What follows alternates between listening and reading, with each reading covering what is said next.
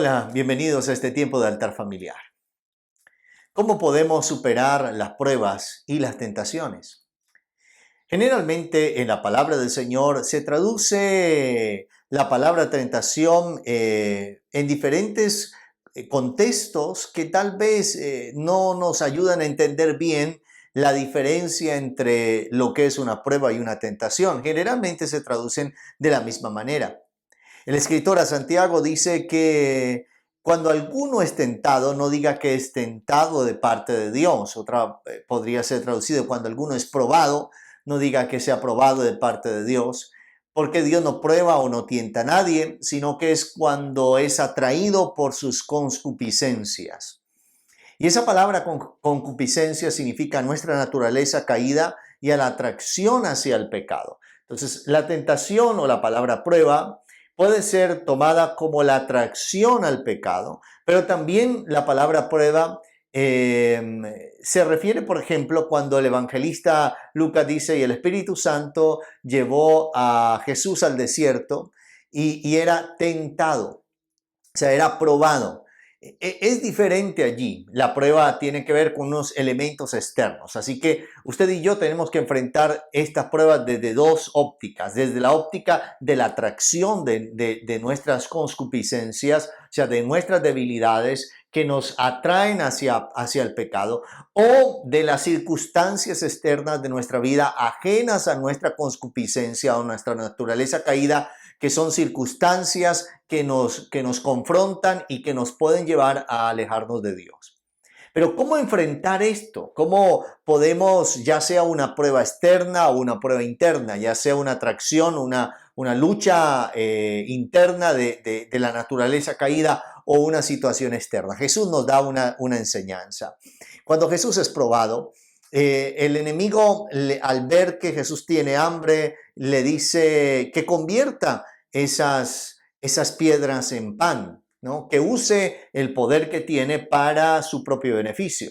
Y Jesús le responde con estas palabras: escrito está, no solo de pan vivirá el hombre, sino de toda palabra que sale de la boca de Dios. Y ahí está la clave. Jesús nos da tres claves allí y tal vez hoy solo voy a que meditemos en una. Lo primero es la palabra. La palabra. De toda palabra que sale de la boca de Dios podemos vivir. O sea que la palabra es un elemento que nos va a ayudar a nosotros a vencer la prueba. El segundo elemento es la prudencia. No tentarás al Señor tu Dios. De eso hablaremos tal vez mañana. Y el tercer elemento es la adoración, porque dice, solo al Señor tu Dios adorarás. Hebreos capítulo 4, versículo 12 dice de la siguiente manera: porque la palabra de Dios es viva y eficaz y más cortante que toda espada de dos filos, y penetra hasta partir el alma y el espíritu, las coyunturas y los tuétanos, y discierne los pensamientos y las intenciones del corazón. La nueva traducción, la traducción lenguaje actual, ese mismo texto dice: cada palabra que Dios pronuncia tiene poder y tiene vida. La palabra de Dios es más cortante que espada de dos filos y penetra hasta lo más profundo de nuestro ser. Allí examina nuestros pensamientos y deseos y deja en claro si son buenos o son malos. Este es el primer elemento para vencer cualquier adversidad que tengamos en nuestra vida. Tenemos que usar la palabra. Jesús le dijo, Dios le dice a Josué, nunca se apartará de tu boca este libro de la ley, sino que de día y de noche meditarás en él. Entonces harás prosperar tu camino y todo te saldrá bien. No menosprecies el poder de la palabra de Dios. No menosprecies el poder de su palabra. No menosprecies el poder de memorizarla, de repetirla, el poder de enseñarla a tus hijos, el poder de transmitirla generacionalmente. Sin lugar a dudas, la palabra de Dios tiene un poder en sí mismo.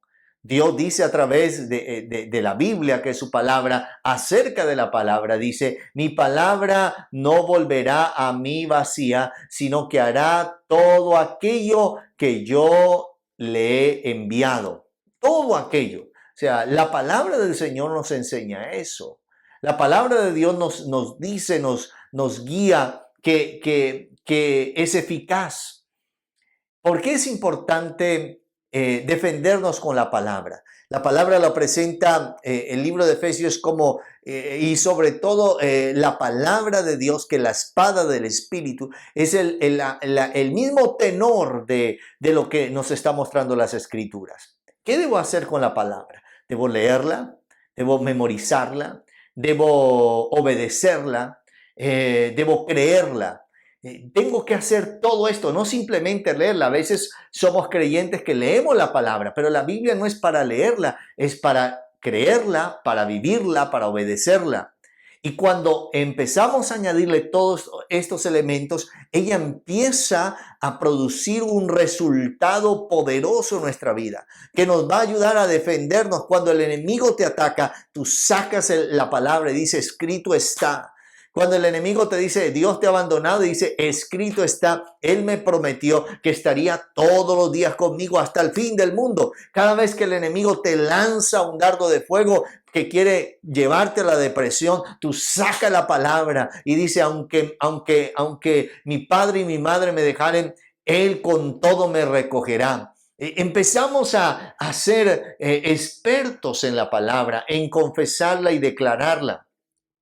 ¿Por qué hay personas que hoy están caminando en algo que se llama la programación neurolingüística, una forma de hablar para producir cosas? Y hay gente que paga cientos de miles de pesos en cursos de programación neurolingüística, como si fuera el tema nuevo. Pero la Biblia nos dice que debemos confesar, no nuestra palabra, no lo que nosotros pensemos, debemos confesar su palabra. Su palabra es viva, contiene vida y es eficaz. Y esto es importante porque ese texto de Hebreos 4:12 nos enseña acerca de esto. Nos dice que la palabra de Dios es viva y eficaz. O sea, nos da vida a nosotros, nos da vida y también es eficaz para todo lo que necesitamos, es eficiente. Es tan eficiente como una espada de dos filos que entra hasta lo más profundo de nuestro ser. Y ahí nos muestra la eficacia. ¿Para qué es eficaz la palabra?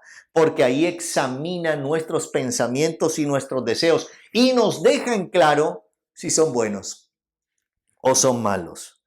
Los pensamientos y las intenciones del corazón. Las intenciones son nuestros deseos.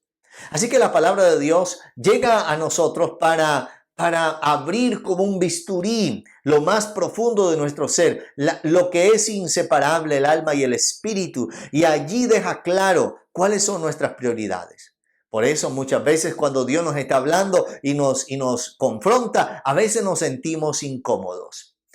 En el discurso a mis estudiantes, una recopilación de las predicaciones de Charles Spurgeon, se dice que cuando llegaron algunos predicadores a contarle lo que había sucedido, Charles Spurgeon les dijo, ¿se enojaron? ¿Los que lo escucharon se enojaron? ¿O se convirtieron? Porque si predica la palabra, vas a producir dos cosas. Si predica la palabra correctamente, vas a producir en unos enojo y en otros conversión. El problema nuestro en estos tiempos es que queremos escuchar la palabra de Dios como solamente el término amor, pero no queremos escuchar de su santidad, no queremos escuchar de la obediencia. Queremos que Dios nos bendiga, queremos que Dios nos prospere, queremos que Dios nos sane, queremos que Dios haga todo eso y seguramente el Señor lo hace, pero nada de eso será eficaz si no soy obediente a la palabra. No pases por encima de esto, no pasemos por encima de obedecer a su palabra. Este pueblo de labios me honra, pero su corazón está lejos de mí.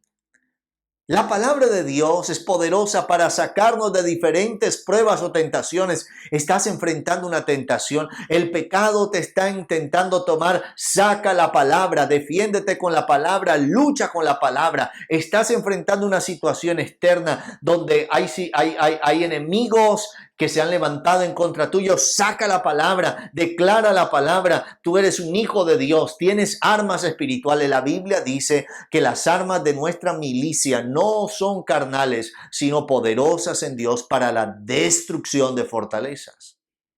Por eso es importante que podamos hoy reconocer el arma espiritual que tenemos tan eficaz, que se llama la palabra de Dios, lo que sale de la boca de Dios. Lo que sale de la boca de Dios es tan poderoso que ha creado todo lo que vemos y lo que todavía no conocemos. Ha creado este universo y dijo Dios y fue hecho. Uno de los ejemplos de el poder de la fe y la palabra, unido la fe a la palabra, es cuando el centurión va a pedirle a Jesús que sane a su doulos, a su siervo, a un hombre que se convertía como un familiar en casa. Y Jesús dice que va a ir con él. El centurión entiende que él es judío, Jesús es judío y que él es gentil, y que tal vez usarían eso para difamar a Jesús.